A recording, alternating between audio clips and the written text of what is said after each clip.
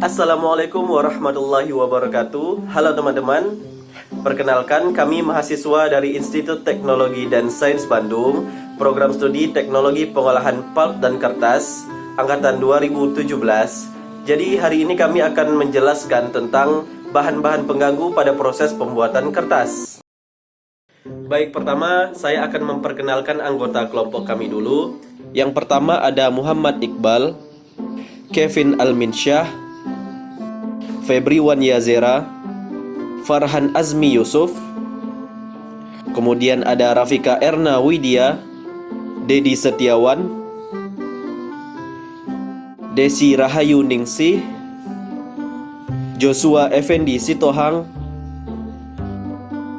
dan Hildayatul Syahdillah. Di sini kami sudah membagi tugas masing-masing, di mana 3 orang bertugas mempersiapkan materi, yaitu Muhammad Iqbal, Farhan Azmi Yusuf, dan Desi Rahayu Ningsih. 3 orang sebagai editor, yaitu Kevin Alminsyah, Dedi Setiawan, dan Joshua Effendi Sitohang. Sedangkan 3 orang lagi bertugas sebagai pembicara, yaitu saya, Febri Wan Yazera, Rafika Erna Widya, dan Hildayatul Syahdillah.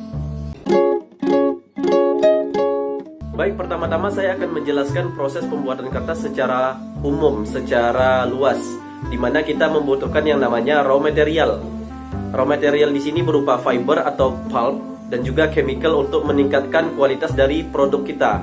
Nah, dalam pembuatan kertas sendiri kita membutuhkan energi atau utility, di mana kita membutuhkan suatu steam, electricity atau listrik, dan juga kita menggunakan fresh water. Nah, dalam suatu proses produksi pasti kita menghasilkan suatu limbah, di mana kita menghasilkan limbah padat, cair, dan juga gas. Nah, setelah melalui beberapa proses yang cukup panjang, barulah akhirnya kita ciptakan produk kertas. Kertas bisa berupa kertas printing, kertas fotokopi, kertas karton, tisu, dan lain-lain. Nah, banyak sekali problem yang ada pada proses pembuatan kertas ini. Problem pada pembuatan kertas itu bisa berupa mesin breakdown, sheet break atau kertas putus ya, paper defect atau pengotor seperti hole, dirt, spot, biaya yang cukup mahal. Ada juga dari segi kualitas bahan bakunya, kegagalan peralatan, human error, bahan pengganggu. Nah, sekarang kita akan fokus kepada bahan pengganggunya saja. Nah, apa saja bahan-bahan pengganggu dalam proses pembuatan kertas? Yang pertama ada foam atau busa. Nah, apakah busa itu? Busa itu adalah sebuah objek yang berbentuk gelembung suatu gas yang terjebak dalam cairan atau solid. Proses terbentuknya busa dibangun oleh aktivitas mekanik, komponen surfaktan yang mereduksi tegangan permukaan, di mana waktu pembentukannya lebih cepat daripada hilangnya gelembung. Lalu faktor-faktor apa saja yang bisa menyebabkan timbulnya busa? Seperti itu kan? Ada banyak hal yang bisa menyebabkan munculnya busa. Yang pertama seperti kebocoran pada proses sil pompa sehingga angin masuk ke dalam proses. Pompa bertekanan tinggi, desain sistem yang tidak sempurna, dan juga bisa dari pelepasan tekanan. Yang namanya bahan pengganggu pasti mengakibatkan suatu kerugian, baik kerugian dalam segi biaya maupun dari segi kualitas produk. Apa saja kerugian yang akan kita jabarkan? Yang pertama adalah cacat produk seperti pinholes, yaitu produk akan seperti bolong-bolong. Kemudian ada pengurangan efisiensi pompa seperti terjadinya kavitasi. Kemudian ada berkurangnya kapasitas pompa dan tangki penyimpanan. Terjadi juga pertumbuhan bakteri, flotasi atau pembentukan endapan kotoran, efektivitas larutan fluida berkurang, kehilangan waktu yang disebabkan waktu henti untuk membersihkan tangki. Lalu yang terakhir adalah masalah drainase pada saringan dan filter. Nah, yang namanya masalah, yang namanya problem, tentu kita punya cara bagaimana untuk mengatasinya. Yang pertama, kita bisa memperbaiki kebocoran pada peralatan sehingga angin itu masuk. Maka kita bisa menutup celah yang menyebabkan angin itu bisa masuk. Kemudian ada penggunaan defoamer. Nah, penggunaan defoamer ini adalah yang paling umum digunakan pada proses pembuatan kertas. Nah, pasti teman-teman semua bertanya, apa itu defoamer? Nah, defoamer itu adalah bahan kimia, yaitu adalah bahan kimia aditif yang bekerja sebagai penghilang busa yang telah terbentuk. Sifat utama dari defoamer adalah memiliki viskositas yang rendah dan mampu menyebar dengan cepat pada permukaan yang berbusa. Jadi defoamer itu bisa berfungsi sebagai penghilang maupun pencegah. Jadi apabila busa itu belum muncul, kita bisa tambahkan defoamer untuk mencegah timbulnya busa. Tetapi apabila busa itu telah muncul, maka kita bisa menambahkan defoamer untuk menghilangkan busa tersebut. Nah, bagaimana defoamer itu bisa bekerja? Mari kita saksikan videonya. Secara umum, salah satu persyaratan utama defoamers adalah kelarutan parsial. Defoamers pada dasarnya harus half in dan half out. Apa maksudnya? Jika terlalu in, yaitu terlalu larut, tidak akan merusak busa dan bahkan dapat menyebabkan penumpukan busa tambahan. Dan jika terlalu jauh atau terlalu out, yaitu tidak cukup terdispersi atau terlalu tidak larut, itu dapat melekat pada peralatan dan dapat menyebabkan pada defek permukaan kertas dan peralatan atau menyebabkan masalah lain. Setiap formula defoamers harus diformulasikan dengan tepat untuk mencapai tingkat kompatibilitas yang tepat.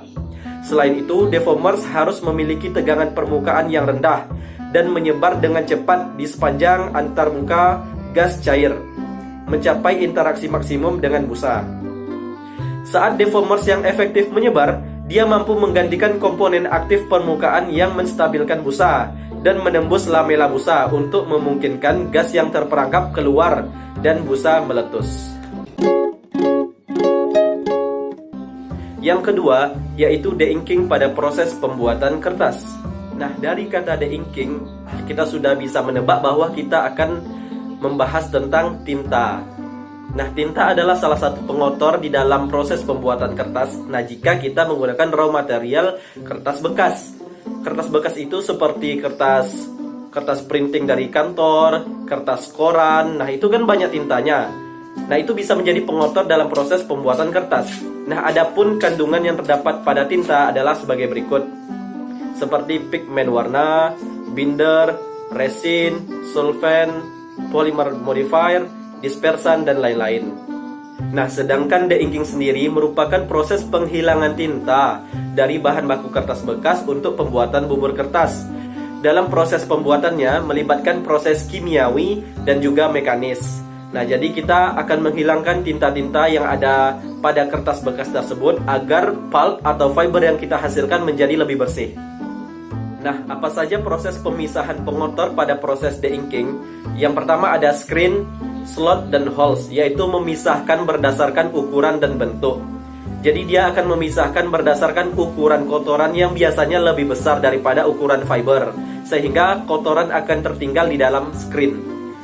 Kemudian ada cleaner dan reserve cleaner, yaitu memisahkan berdasarkan berat jenis. Jadi berat jenis yang lebih besar akan jatuh ke bawah, sedangkan pulp yang berat jenisnya lebih ringan akan keluar menuju atas.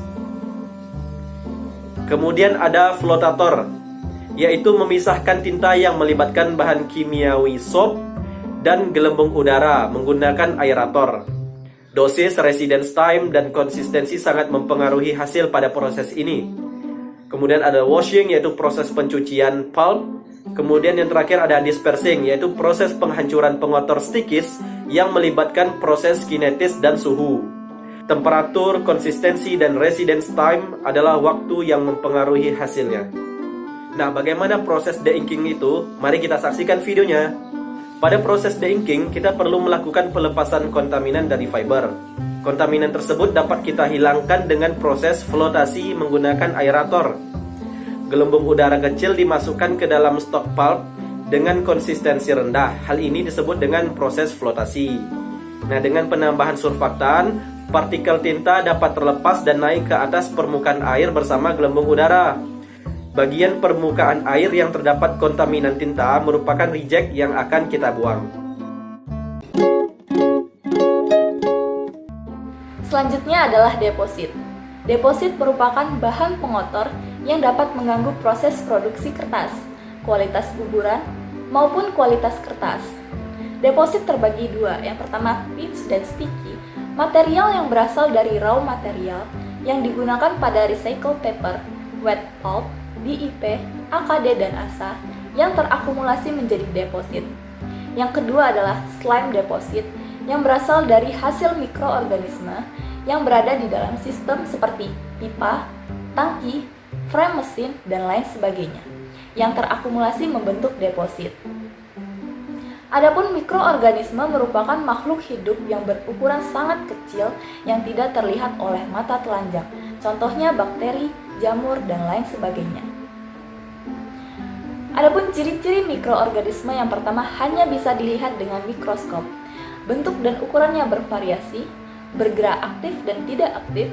Pertumbuhan dipengaruhi oleh oksigen, pH, suhu, dan nutrisi. Berkembang biak dengan membelah diri.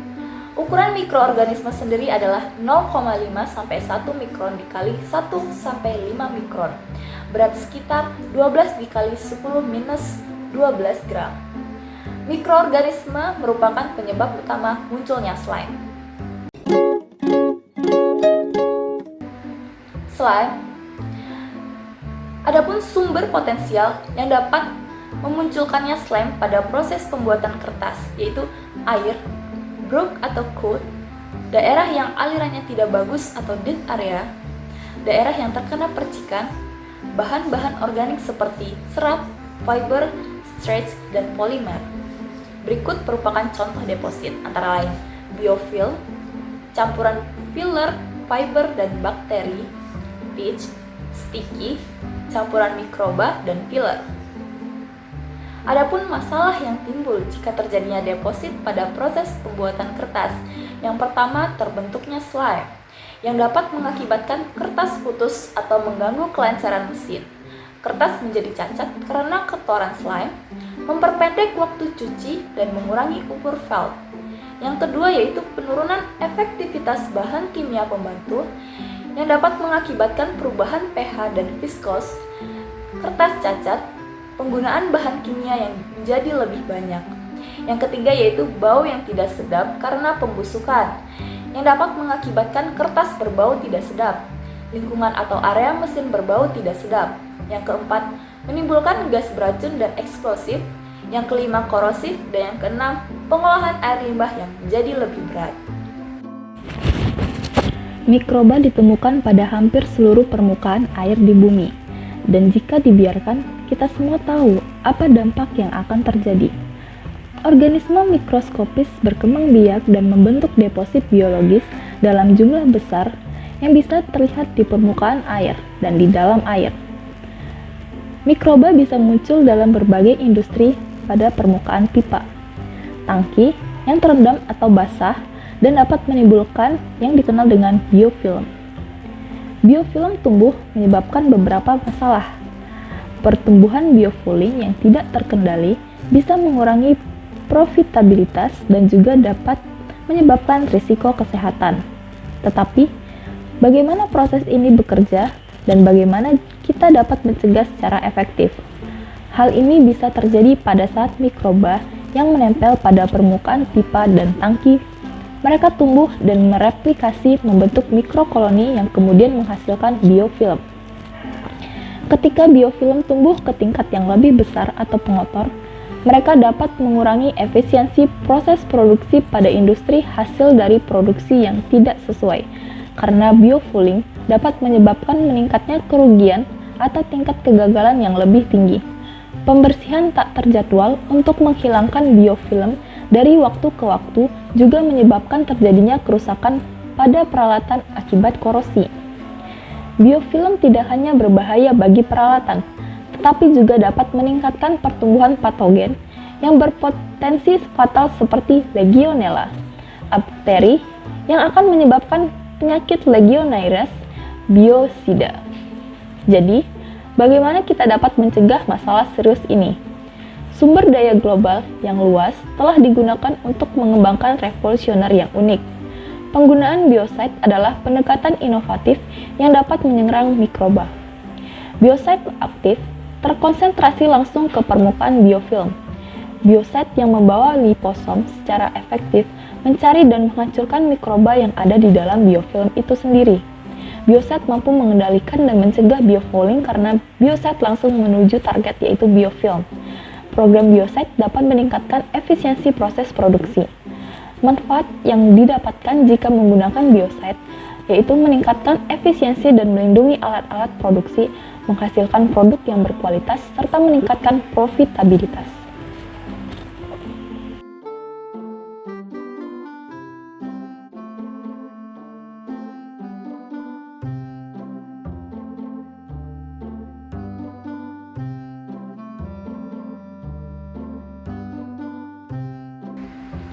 Cara menangani zat pengotor yang pertama adalah dengan melakukan housekeeping, yang kedua cleaning dan boil out yang berkesinambungan, dan yang ketiga adalah penerapan program biocide. Housekeeping yang pertama pada saat mesin kertas lancar atau daily di polydisc, thickener group, heat tank, silo, dan stuff box. Yang kedua pada saat stop mesin atau UN plane, frame mesin yang tidak membahayakan clothing, silo, mesin scalping. Yang ketiga, pembersihan pada tangki storage bahan kimia secara rutin. Selanjutnya, biocide. Apakah biocide itu? Biocide adalah bahan kimia yang digunakan untuk mencegah atau mengontrol pertumbuhan mikroorganisme. Berbahayakah jika menggunakan biocide? Iya, jika digunakan secara berlebihan dan jika digunakan sembarangan. Tidak, jika digunakan sesuai dosis dan dengan hati-hati. Salah satu kunci utama keberhasilan program biocide adalah manajemen pengolahan sumber freshwater atau air bersih. Maka dari itu, harus diperhatikan sumber air dalam proses. Berikut hal-hal yang harus diperhatikan. Yang pertama, sumber air dari proses pengolahan bahan baku stok. Yang kedua, sumber air untuk pelarutan semua bahan kimia yang digunakan. Yang ketiga, faktor musim mempengaruhi kualitas. Kualitas freshwater yang jelek berpotensi untuk terbentuknya deposit. Selanjutnya, boil out. Tujuan dari boil out adalah membersihkan sistem dari kontaminan seperti pitch, fiber, dan slime selama stop mesin. Temperatur membantu membersihkan deposit yang bersifat hidrofobik atau oil base seperti AKD, deformer, dan lain sebagainya. Beberapa bahan kimia yang umum digunakan adalah peroxide berfungsi sebagai bleaching agent, sodium hydroxide berfungsi sebagai wetting agent, specialty boil out sebagai foaming agent, dan bahan kimia yang membantu membersihkan deposit yang bersifat hidrofobik dan hidrofilik. Korosen membantu membersihkan deposit yang bersifat hidrofobic atau oil base. Nah, selanjutnya yaitu materi tentang stickies and pitch control. Stickies and pitch control merupakan kontaminan hitam dan lengket yang terbentuk di dalam mesin kertas dan diklasifikasikan dalam dua kelompok. Klasifikasi yang pertama yaitu primary yang berasal langsung dari raw material seperti adhesive plastik, coating, tinta, dan metal material. Secondary terbentuk oleh akumulasi bahan kimia dan ion yang tidak teretensi pada sistem tertutup. Biasanya ditemukan sebagai wax, dry, dan wet strain serta lainnya. Stickies dapat dipengaruhi oleh beberapa parameter sebagai berikut, seperti temperatur, pH, gaya geser, retensi, muatan listrik, aditif yang ditambahkan ataupun yang digunakan. Nah, kondisi operasi yang berperan dalam mengontrol stickies diantaranya adalah proses raw material, wet water design, screening and cleaning system, variasi temperatur, pH, dan white water quality. Nah, di slide berikut teman-teman bisa melihat nih, gimana sih bentuk stickies itu?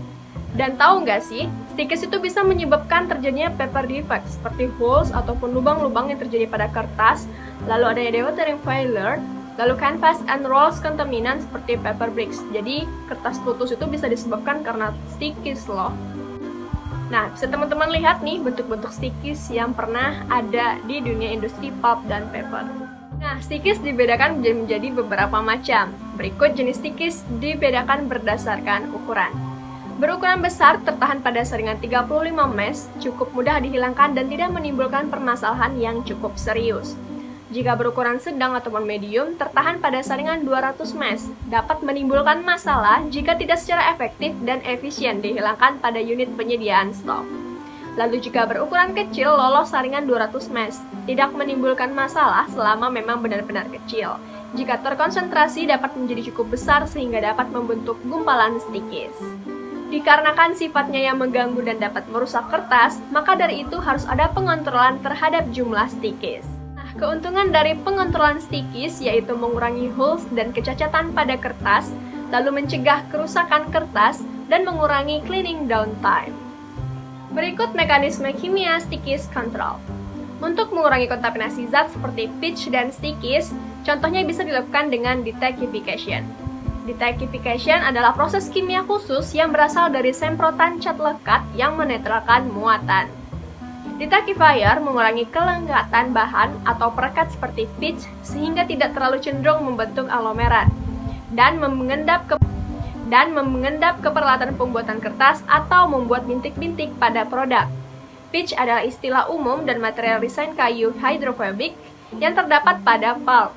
Dalam pembuatan kertas, detakifier yang paling banyak digunakan adalah talc, dipersen aniak, dan surfaktan. Berikut beberapa metode dalam pengontrolan stickies. Yang pertama yaitu penyortiran yang ketat terhadap bahan baku kertas bekas, lalu penambahan bahan kimikal seperti talc dan bentonite. Lalu ada penambahan enzim esterase dan lipase. Nah, berikut pengaplikasian chemical pada stickies control. Yang pertama yaitu dosing point, di mana dimasukkan ke inlet pompa storage tower dan bisa diubah sesuai kondisi. Lalu di IV tower tank dan mixing and machine chest. Dosisnya yaitu 0,5 sampai 1,5 kg per ton.